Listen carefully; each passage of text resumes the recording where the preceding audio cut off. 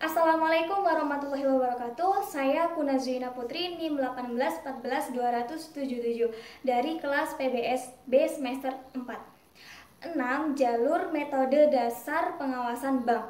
Yang pertama adalah pengaturan atau regulasi. Di sini mencakup semua pengaturan otoritas pengawasan bank, seperti mengatur tata cara perizinan, pengaturan yang berkaitan dengan usaha bank, pengaturan tentang informasi yang diperlukan oleh otoritas pengawasan bank. Yang kedua adalah pengawasan secara tidak langsung, biasanya berupa dokumen-dokumen. Nah, di sini ada mekanismenya. Yang pertama adalah memberi penilaian atas kepatuhan, ketepatan waktu, dan konsistensi materi laporan. Lalu menganalisis semua jenis laporan. Dan yang terakhir adalah mengkomunikasikan setiap temuan agar memperoleh penjelasan bila terdapat penyimpangan yang mendasar. Yang ketiga adalah melakukan pengawasan bank secara langsung. Biasanya dilakukan jika sudah terbukti terdapat penyimpangan di bank tersebut dan dilakukannya langsung di bank tersebut. Yang keempat adalah kontak dan komunikasi yang teratur terhadap bank. Di sini otoritas pengawasan bank berusaha memenuhi alur pemikiran dan komitmen manajemen bank.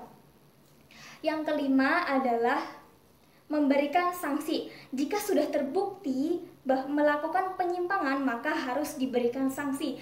Nah, sanksinya itu bisa berupa sanksi administratif seperti penurunan jabatan atau penurunan gaji. Dan sanksi yang terberat adalah PHK.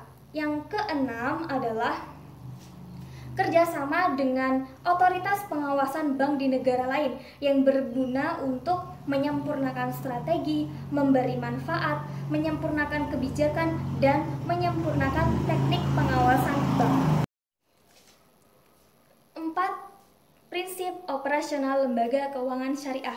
Yang pertama adalah keadilan, yaitu prinsip berbagi keuntungan atas dasar penjualan yang sebenarnya berdasarkan kontribusi dan risiko pihak masing-masing. Yang kedua adalah kemitraan, yaitu prinsip kesetaraan antar pihak yang terlibat dalam kerjasama tersebut. Yang ketiga adalah transparansi.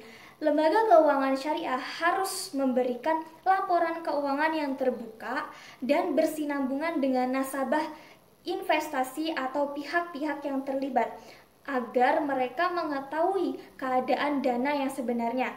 Dan yang keempat adalah universal, yaitu tidak ada pembeda antara entah itu suku, ras, agama, atau golongan dalam masyarakat dalam memberi pelayanan yang sesuai dengan prinsip Islam, yaitu rahmatan lil alamin.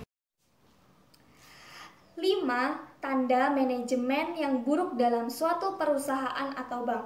Yang pertama adalah kebijakan yang memperbolehkan bank menanamkan dananya dalam aset yang rendah kualitasnya. Yang kedua adalah mengambil risiko yang berlebihan sehingga tidak dapat mendeteksi kemerosotan kualitas aset dan posisi risikonya serta tidak dapat menanganinya.